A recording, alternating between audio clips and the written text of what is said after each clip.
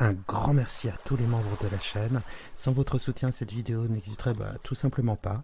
Alors si vous aussi vous trouvez l'hypnose utile et que vous souhaitez profiter à fond des séances sans pub, il est possible de souscrire à la chaîne à partir de 1,99 € par mois et d'arrêter quand vous voulez.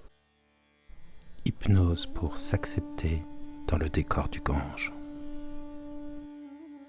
C'est fou à quel point on peut être aveugle dès qu'il s'agit d'avoir un regard à peu près objectif ou à peu près sympathique sur soi-même. Il y a cette expression que j'adore qui est d'Auguste Comte qui dit qu'on ne peut pas être observateur et observé. C'est tellement vrai. Moi, je peux pas connaître mes propres qualités. Comment les saurais-je?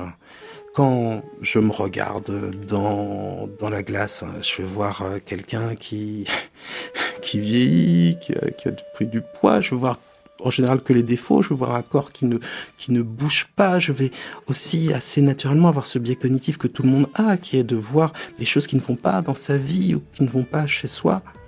Et finalement, qui peut dire qu'il a un regard doux sur lui-même? Pas complaisant, c'est pas la même chose. Doux, c'est accepter qu'on a des défauts, mais aussi voir ses qualités, et puis ne pas surinvestir ses défauts, justement. Alors, ce soir, on va faire une séance d'hypnose qui va vous aider, bien sûr, à vous endormir, parce que c'est le moment le plus pratique pour faire une séance d'hypnose le soir.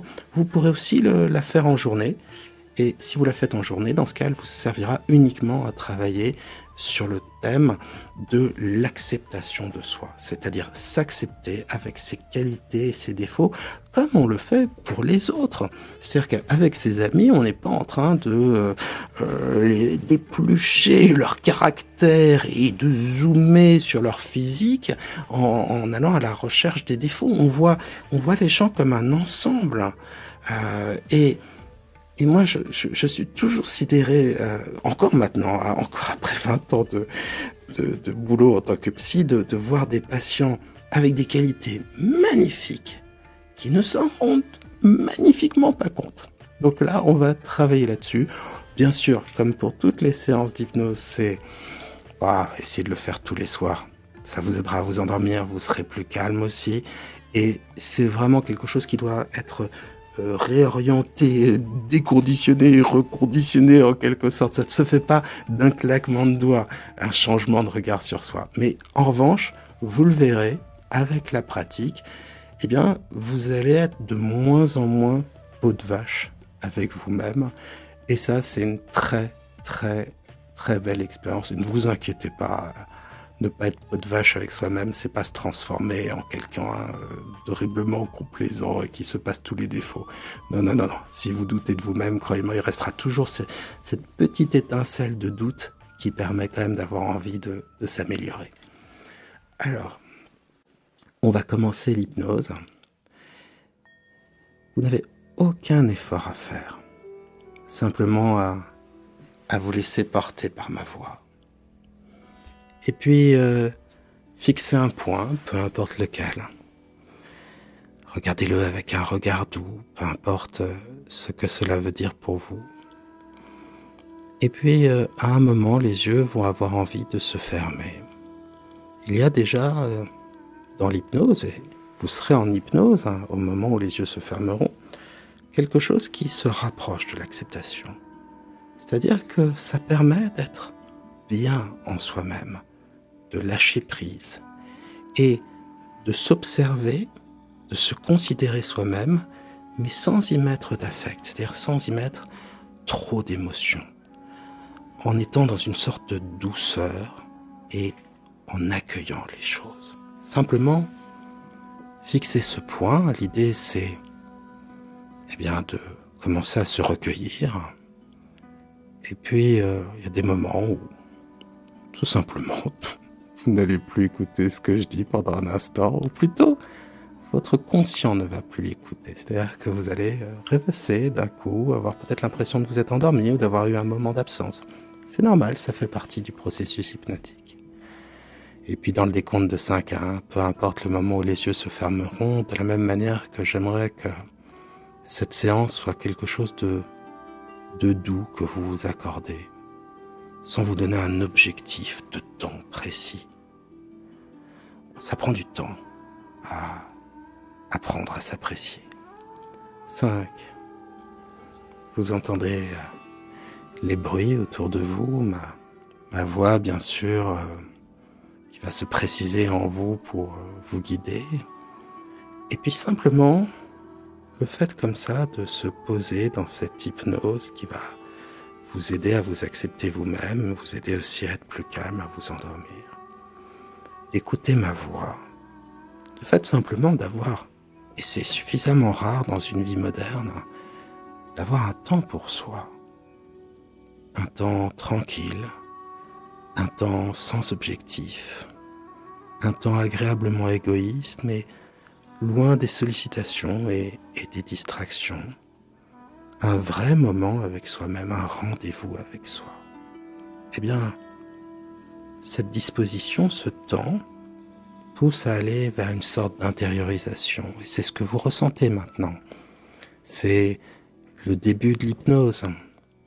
C'est, eh bien, tout simplement une sorte de voyage de l'extérieur vers l'intérieur, progressif, qui passe au départ par ces choses toutes simples que vous pouvez observer comme une respiration plus lente, plus calme, plus serein. Et puis, pendant que les pensées s'accrochent et se décrochent,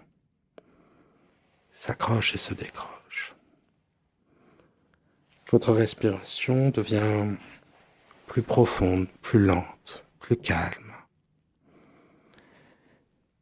Et vous pouvez sentir cet air calme, frais que vous inspirez. Sentir de quelle manière il se diffuse dans les poumons comme des racines de calme. Et sentir comment progressivement tout le corps se détend pour être dans une transe de plus en plus profonde et calme, sereine, douce, sans qu'il y ait d'efforts à faire. Vous voyez, ma voix vous accompagne et vous porte, et déjà en vous quelque chose vous porte vers l'hypnose. Alors il suffit d'observer ce mouvement intérieur, de ne pas le presser, ça sert à rien, car plus vous pratiquerez les séances et plus il s'installera facilement, rapidement, profondément, et que la destination est déjà certaine.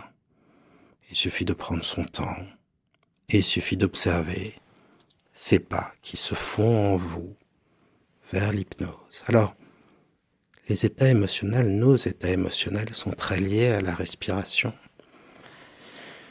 Et c'est pour ça que je vais vous inviter à prendre 2 inspirations profondes. Ici déjà, c'est un temps précieux pour vous, un temps rien qu'à vous. J'aimerais qu'on mette un peu plus de distance face au stress, face à la vie quotidienne, à ces tracas. Alors, prenez juste 2 inspirations profondes. Après, eh bien, la respiration fera son travail tout seul, toute seule. Et vous pouvez sentir cet air calme, frais que vous inspirez, la manière qu'il a de se diffuser dans les poumons comme des racines de calme, et puis progressivement de détendre le corps, et même commencer à détendre les pensées. 4. Et à partir de maintenant, tout se fait tout seul. C'est pour ça que vous pouvez sentir le poids des bras, des jambes ou de la respiration un peu plus lourd, tout cela. Un peu plus immobile, engourdi. C'est parce que l'hypnose progresse à son rythme, et c'est pour ça que elle laisse la pensée devenir plus inconsciente, légère, voguer, comme ça, sans effort, avec facilité. Or le corps est lourd, et Le fait de sentir cette immobilité simplement de ce corps sur un fauteuil, un lit, peu importe, et d'imaginer celui-ci ancré sur le sol ancré sur, eh bien, les fondations de cet immeuble, de cette maison, ces fondations ancrées sur la ville, de commencer à voyager en pensée d'un côté et de laisser le corps lourd et calme de l'autre côté en train de s'appesantir dans une lourdeur paisible, finalement s'accorder de plus en plus de paix. Et c'est bien ça le but, d'apprendre à s'accepter, c'est trouver la paix avec soi-même et déjà la ressentir est un premier pas dans la bonne direction. Alors, la ville est ancrée sur la Terre ancrée dans le système solaire ancré dans la galaxie ancrée dans l'univers ancré dans le temps, et le temps solidement ancré en vous, tandis que vous vous ancrez de plus en plus en transe, dans une transe de plus en plus profonde et calme et sans effort. 3. Il y a déjà des moments où on arrête de s'observer, on arrête de se juger. Parmi ces moments, il y a les moments de contemplation, quand on est pris par un paysage, par une séance d'hypnose, par un échange intéressant, par un livre. Il y a aussi ce moment merveilleux dans les rêves, où on oublie de s'observer, et où l'on peut même devenir autre et accepter la possibilité d'autres qualités, d'autres défauts, d'autres ressentis, sans y mettre cette masse fatigante et qui va de plus en plus partir, disparaître, cette masse d'auto-observation, de critique, qui va devenir de plus en plus légère sur vos épaules, alors que le corps, lui, est lourd. L'esprit est léger, la respiration aussi de plus en plus lourde en transe. Alors il y a, dans l'hypnose, comme dans le rêve, des affinités, des points communs, des analogies entre ce qui semble conscient, inconscient, préconscient, ce qui se dit, ce qui s'espère, ce qui se développe, se comprend. Vous entrez encore plus en transe. 2, alors que vos pensées s'accrochent et se décrochent, s'accrochent et se décrochent. Alors que faire, se faisant se faire, n'être rien d'autre que ce que l'on s'est fait. 1, les yeux fermés. Vous êtes dans une transe agréable. Et ma voix et votre respiration et tout votre corps et tout votre inconscient, tout cela va vous amener vers un état de plus en plus doux,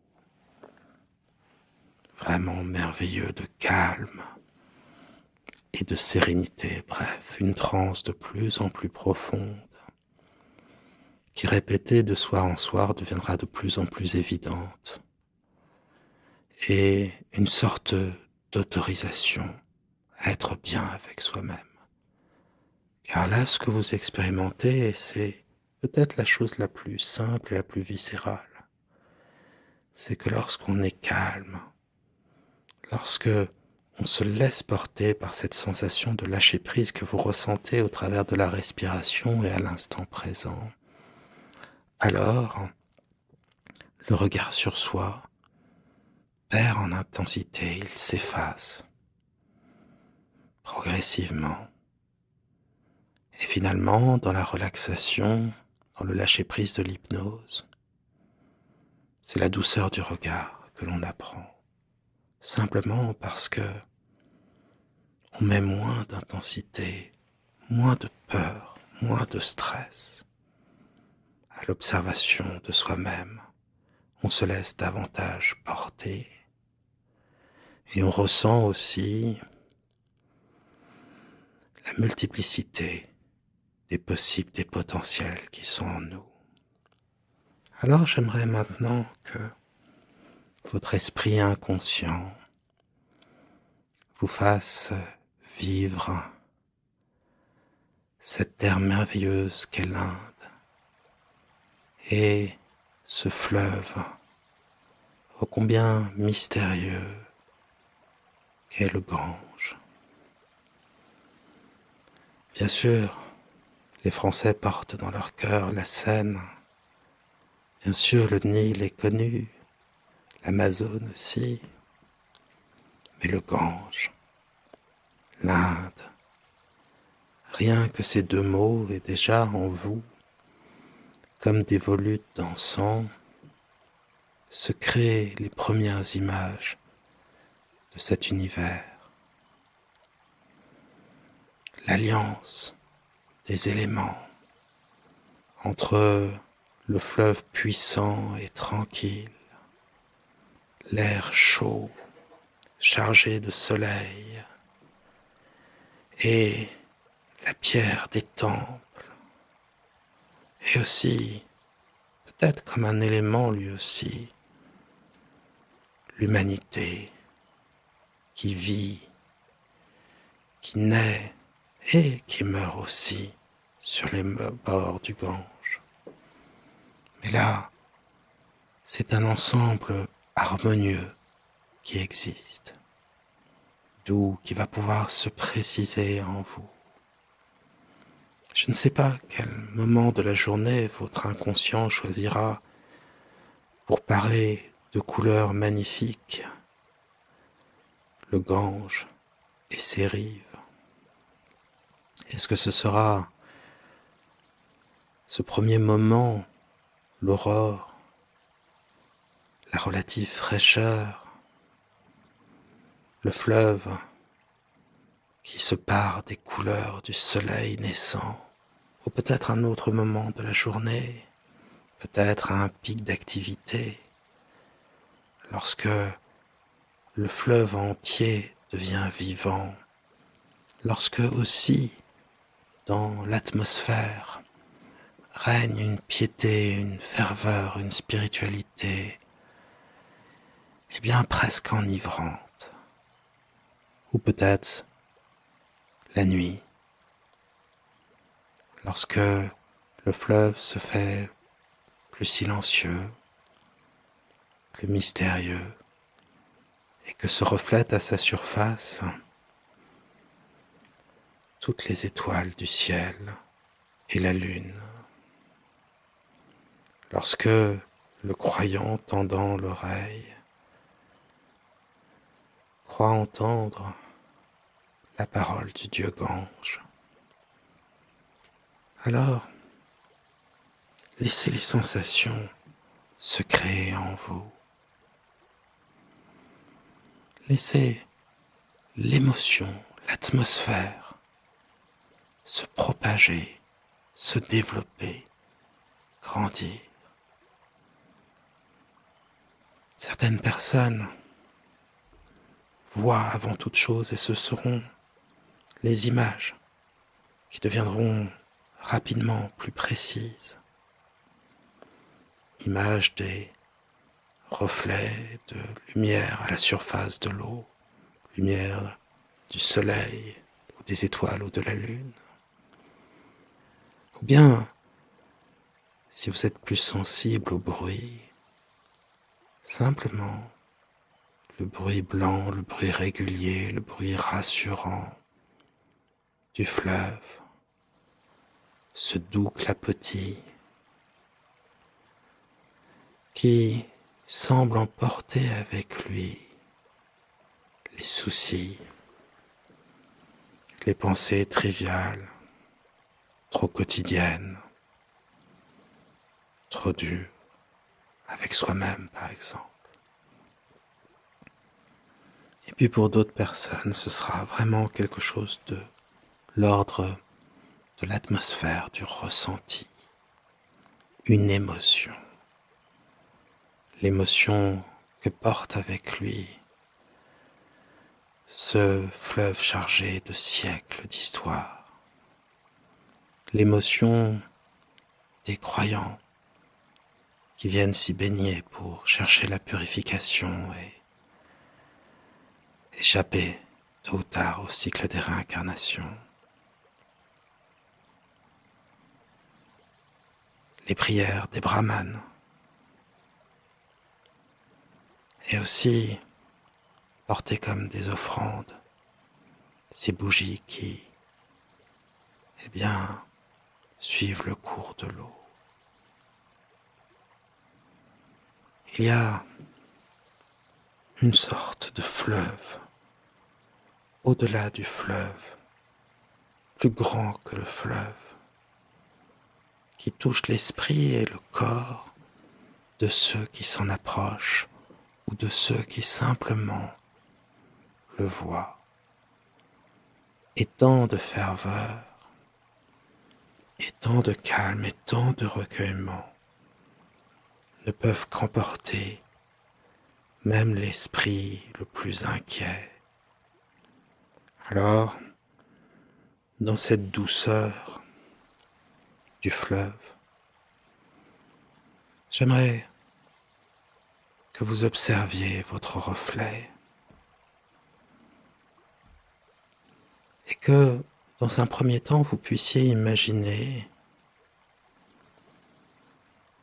les vies que vous auriez pu avoir avant. Il ne s'agit pas d'y croire, juste s'imaginer qu'on aurait pu être autre, homme, femme, enfant, petit, grand, laid, beau, charmant, drôle, intelligent, moins intelligent.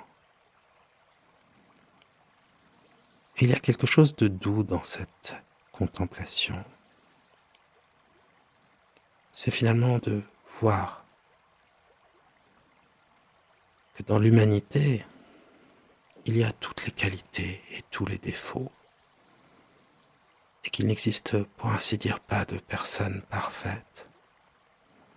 Et quand on se dit que de vie en vie, on tente de progresser, d'améliorer son karma, de sortir du cycle des réincarnations, il y a certainement une plus grande douceur que l'on peut avoir vis-à-vis de soi-même, parce qu'on ne doit pas tout réussir tout de suite, on ne doit pas être parfait. On est une œuvre en construction, et cela a quelque chose de merveilleux. Et même si on ne croit pas ni en un Dieu, ni à la réincarnation, l'idée que nous puissions tous être des êtres en construction, en évolution, et que nous sommes beaux et parfaits, parce qu'en nous il y a le désir de l'être toujours davantage, de progresser, et que la vie est cette occasion merveilleuse de devenir plus soi-même, de devenir plus l'essence de soi-même. Alors je crois que un tel être dont vous voyez le reflet sur le Gange mérite et le respect et la douceur. Dans l'hindouisme, on appelle ça la prajna, la perfectibilité, la capacité, l'envie de s'améliorer. La prajna. Alors,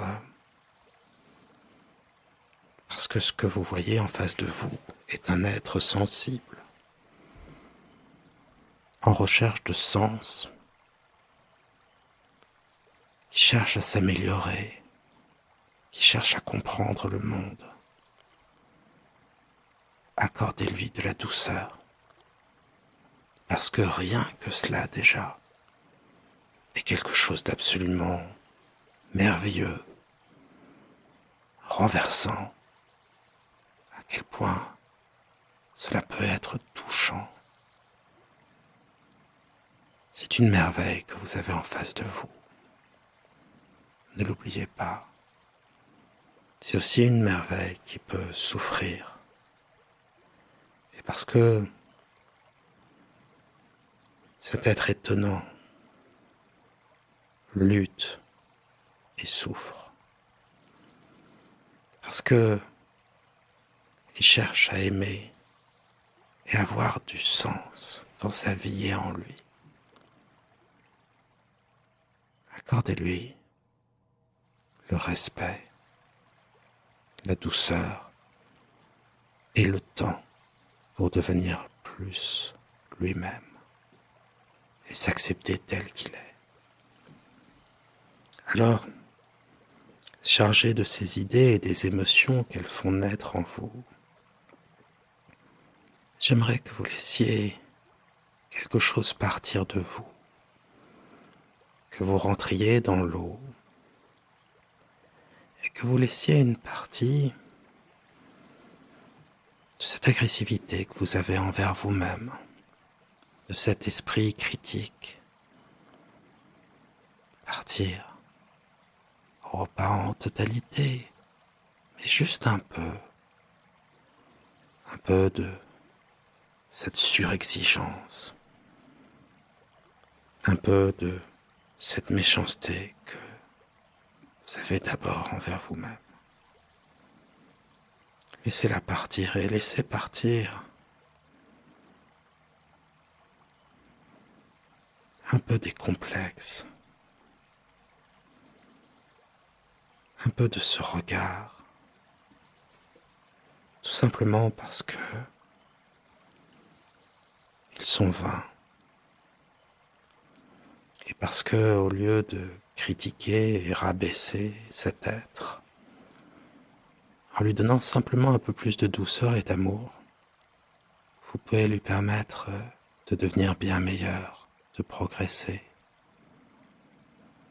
Faire le pari de s'aimer, le meilleur pari que l'on puisse faire. De la même manière qu'un élève soutenu, ou un enfant soutenu et aimé, progressera bien mieux qu'un élève qui est tout le temps victime de brimades et qui ne connaît comme moyen de progresser que la punition et que la violence venue de l'extérieur et ensuite trop longtemps intériorisée.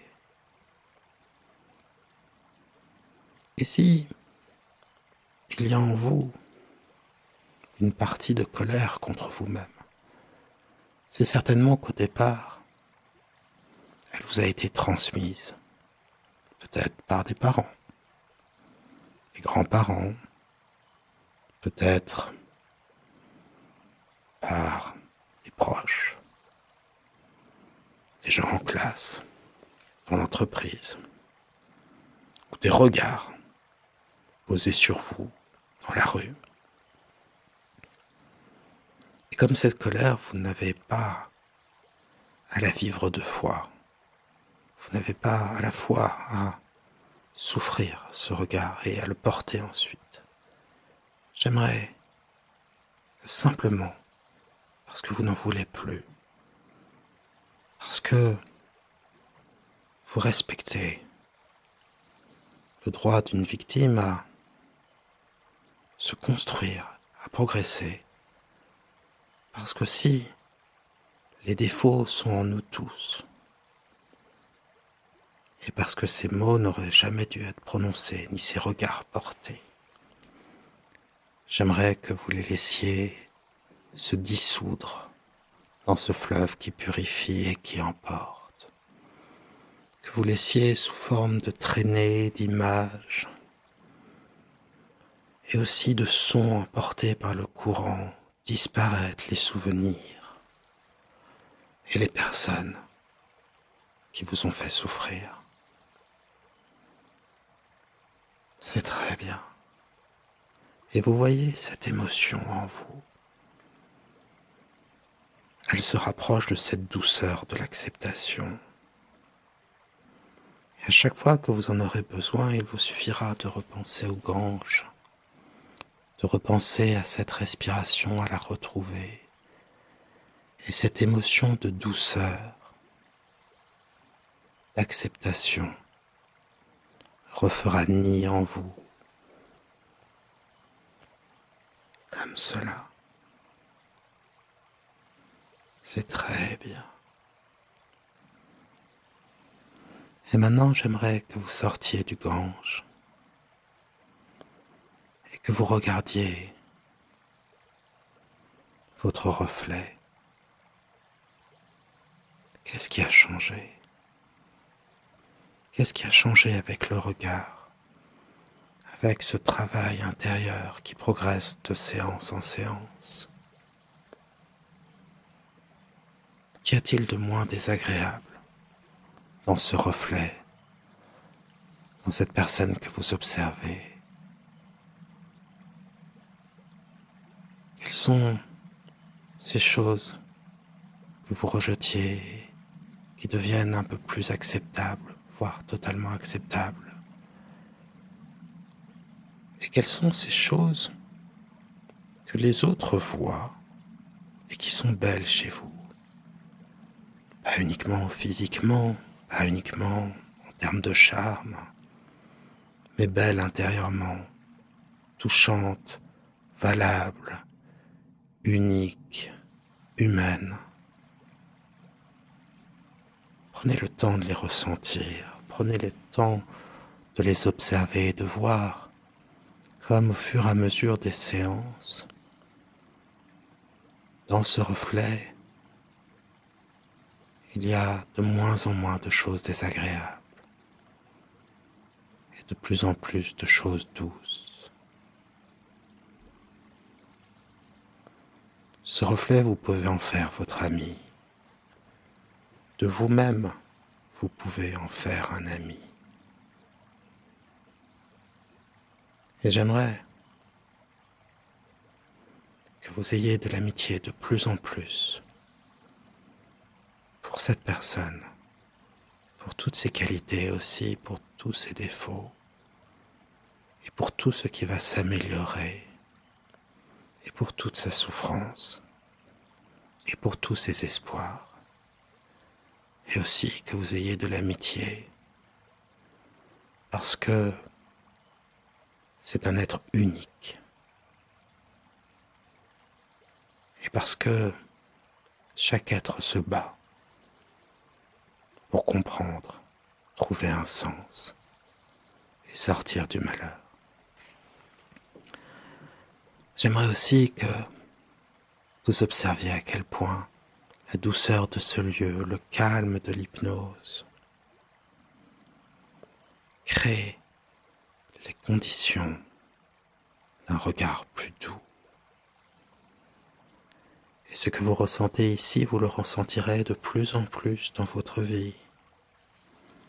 Parfois, d'un coup, fortement, de grands changements, parfois des changements plus progressifs, parfois des changements surprenants, d'autres fois des changements tellement naturels que vous ne les remarquerez même pas. Car, eh bien, s'accepter, c'est arrêter de se battre contre soi-même. Et c'est se prendre soi-même dans ses bras. Alors prenez votre reflet, prenez votre double vous-même, prenez-vous vous-même dans vos bras, jusqu'à sentir la chaleur de l'humanité, qui est la plus belle chose et la plus digne de respect. À partir de maintenant, la suite vous appartient. Vous pouvez continuer à vous baigner dans le Gange pour laisser partir ce qui maintenant est inutile, ou bien continuer à travailler sur votre regard, sur l'émotion de douceur. Si vous le souhaitez, vous pouvez compter de 1 à 5 pour sortir de transe et continuez votre journée. Et sinon, vous pouvez continuer à, vivre le Gange jusqu'au sommeil de la nuit. Et là, vous êtes libre de faire tant de choses, libre de visiter les temples consacrés à Vishnu, à Shiva, à Brahma. Libre de vous perdre et d'errer merveilleusement le long du Gange ou dans les ruelles des villes qui le bordent. Libre de vous baigner si vous le souhaitez, de vous laisser porter par le courant. Libre de prendre une barque et de rêver en regardant les étoiles et en dérivant sur l'onde. Tout est ouvert. Libre aussi vous l'êtes, par exemple, de discuter avec quelqu'un qui échangera avec vous des paroles de sagesse. Ce sont souvent les paroles les plus évidentes, les plus sages, et celles qui nous touchent parce qu'elles sont dites au bon moment et avec la vérité nécessaire. Vous êtes libre ainsi de continuer jusqu'au sommeil. Et votre inconscient va tisser bien d'autres expériences utiles à vos changements, au travail qui a lieu en vous. Ma voix, elle, ne va plus être là que pour entourer l'expérience de douceur et accompagner l'hypnose un peu plus loin encore jusqu'aux rives du sommeil. Et bien sûr, quand vous le souhaiterez, fermez les yeux dans le rêve de l'hypnose. Et dans le sommeil de l'hypnose, endormez-vous du sommeil de la nuit. Alors, le processus va continuer. Certainement aussi d'une manière encore plus inconsciente, plus profonde, comme le lit du fleuve, comme tout ce qui se passe en dessous, sans que l'on s'en rende compte vraiment. Tandis que le corps, lui, est calme, relaxé, à ressentir une profonde douceur, une paix, un apaisement profond donc, le commencement de la sérénité. Alors, dans la magie des mots et surtout la magie des processus inconscients, en cela que on n'a pas besoin de les comprendre pour les observer et agir. En cela aussi que l'hypnose vous apprend de plus en plus à vous faire confiance à vous-même, plutôt que de vous en méfier. Vous entrez dans une transe plus profonde, plus douce, plus calme, toujours plus calme, dans une paix plus précieuse. Et alors, emporté et porté par l'hypnose, guidé par la présence du Gange, par son bruit doux, vous continuez l'hypnose jusqu'au sommeil de la nuit.